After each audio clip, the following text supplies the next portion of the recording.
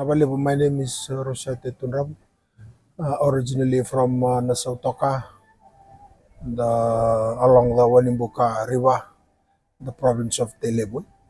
I have maternal links to Navalau, Raki Ra. I have spent almost 39 years as a career police officer before I end my career in the Fiji Police.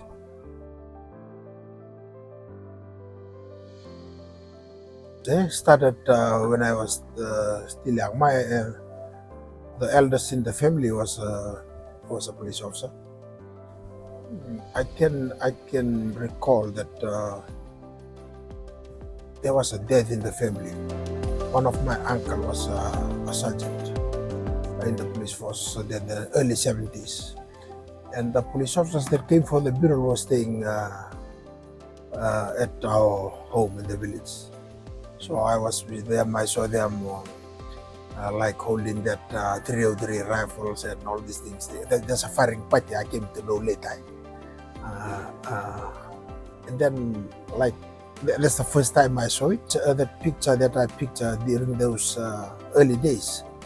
And since my brother is also a police officer, it started from there that I nurtured that intention of wanting to be a policeman. So in our early primary school days, they used to give those poems or rhymes where we used to say early. So my best one is Awinakatami Obisai. There's two. I can recall two. Number one, I was called by one of our senior police officers then, the late Tarayasi Wara. He was inspector of police there at Totongo. He called me, but it was the time that is early 1980s. He called me because at the time I was enjoying playing rugby in the police club in Suba. And then he called me one day in his office and then he asked me, which one do you decide? You decide rugby or work? Then I said work. And then he told me, pack your things tomorrow. Arrangement has been made for you to be posted to Monambalam. So that's when I departed from the norms of single-man police officers into the real police officers' work. I experienced firsthand in outer in the islands. So that's number one that started to elevate my enthusiasm in the police work. And number two, I can recall that when I came back for course, almost a number of years I was not attending any police course. Then I came back in 1996 to attend what is called now the Corporal Development course, which is potential NCO's course then. And there was one of our lecturers, a female lady from Mosika Sanita. He taught us in your career plan, career path. And then she told us that just draw like your career plan, what you would like to be in the next 2, 3 years, 5 years time. So I started writing it down, what's in my mind and what I would like to be, and if I want to be a corporal, a sergeant, an inspector, what are the courses that I need to do. So after discussing further, then that it started to inspire me that I need to, because she was saying you need to see that plan every now and then work towards that, and be dedicated to it, commitment, you will achieve what you want. So those are the two deciding moments that I have an impact in my life, in which I started, I deviate from the norms of playing rugby, after the work, nightclubs and all these things. So I tend to focus on the plan that is ahead of me.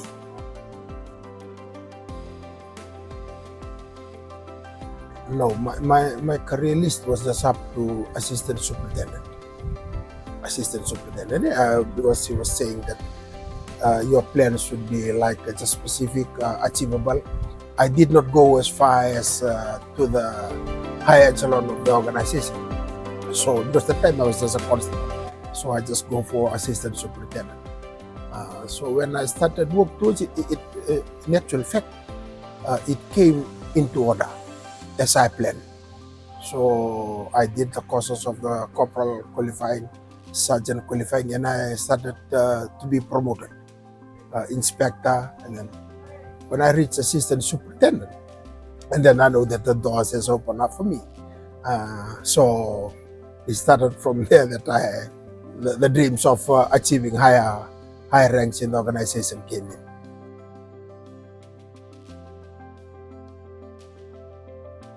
It's really a challenge when you come at a leadership role, especially the managing of the most important resources, which is human resources.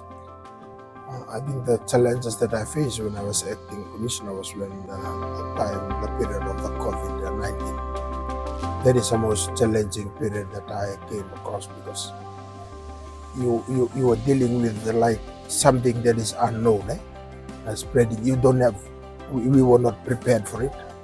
The equipments that we have to equip the police officers in the front line was not there.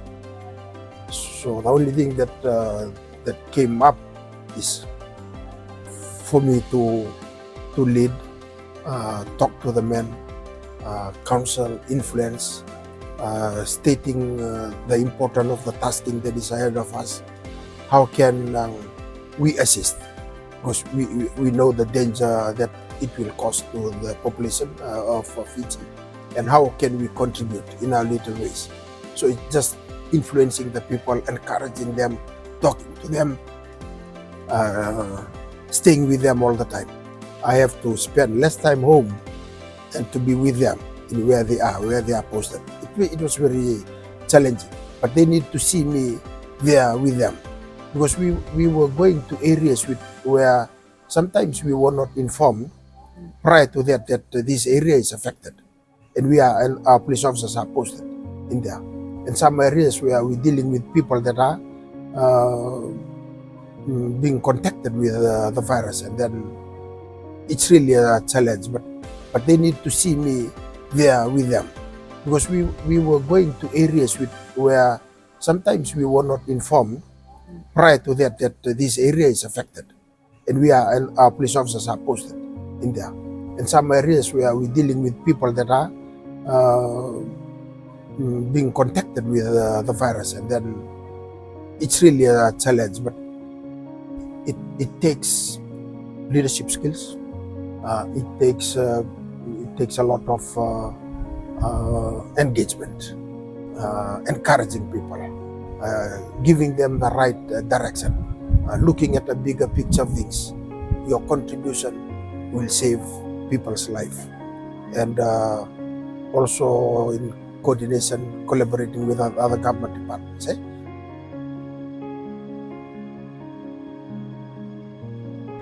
I would say that our corporals and our sergeants during those times are those that came during the colonial period. These are the very people that mold ourselves early in our lives, because the culture has changed a lot.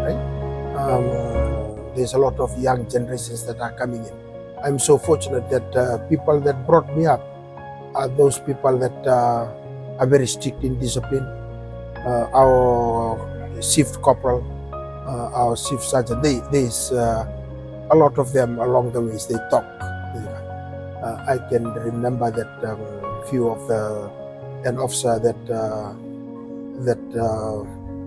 the first time I was disciplined, a disciplinary process that I went through, and there's an officer that Murli Lale, he was inspector then at the police mobile. That's the first time I went to the tribunal, because I mischief along the way, and then he brought me up. I should have been, that's my first tribunal, and then he called me and he talked to me.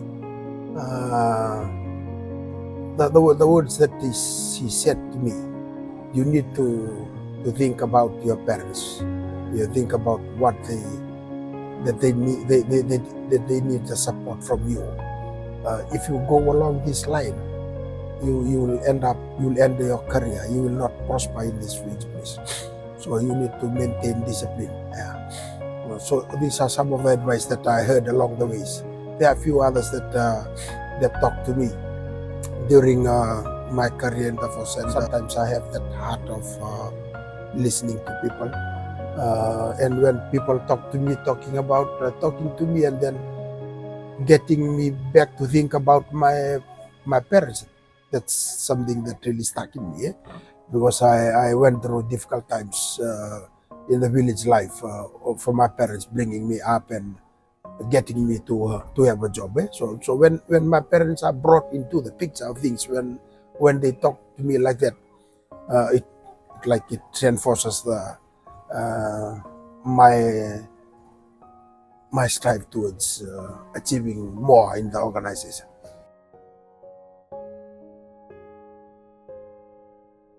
The way I look at things, to me, when I wear that uniform,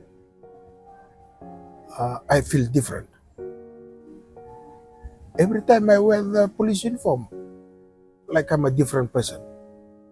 Like I feel a burden on me. And I value that uniform. My family knows. I value that uniform. Even if it's thrown, if I see the uniform being lying inside our homes, that will create a lot of trouble at home. Just next to God is my work. That's how I see it. So when I go to work, it's there. I am a workaholic, what you call that, workaholic. When I wear the uniform, I go everywhere. Because the level of commitment that I have, I can forget that other things to do. That's how I view work. I see work as a calling for me, as a police officer. When I was single, it's okay. But when I got married and then I have families, I need to balance it. But I tuned the family members well, and I tell them this is the work, what is brought food on the table. I've chosen to be a policeman. For me, this is my priority. I'll look after you, but when I am committed to work, you don't disturb me or don't bring in family issue don't disturb. This is a personal thing that I would like to share.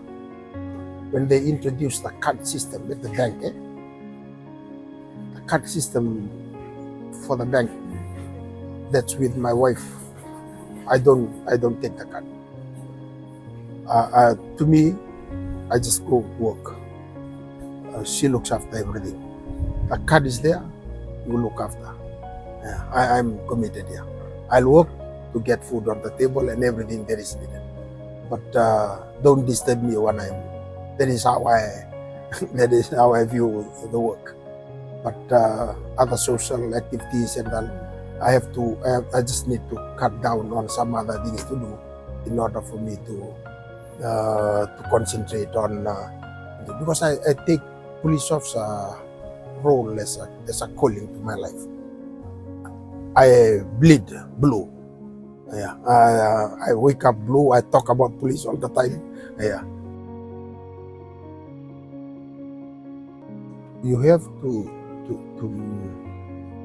come to a point for you to know that is this just a job or is a calling for you that you are chosen to wear the uniform. You should have a sense of belonging into the organization. Have the passion to be a police officer. If you don't have that, then it's just it's one of the job. Just receive my pay. You've completed the 8 hours. You go back, come back, routine. But if you are committed to it, have a passion of serving people, then it is a 24 hours day. A police officer should be a 24 hours because you are paid 24 hours. and it should be ingrained in yourself. As I have stated, your people see you, they know that you are a policeman. The way that you talk, the way that you serve the people, and being disciplined on the things that we do. Draw a line between the private life and official life, and just follow the protocols and the systems that are in place. I see that now the young generations that are coming in, the passion to serve the people seems to lack a little bit. That's my observation. Because for us, during our time, it's after 8 hours, you can go for another few hours or 24 hours. That's because the passion is there for you to serve the people. It's not just reporting and then report off at a time. If there are works to be done, we will continue to do that. Yeah, we don't pass the buck. That's how we came up in the ranks.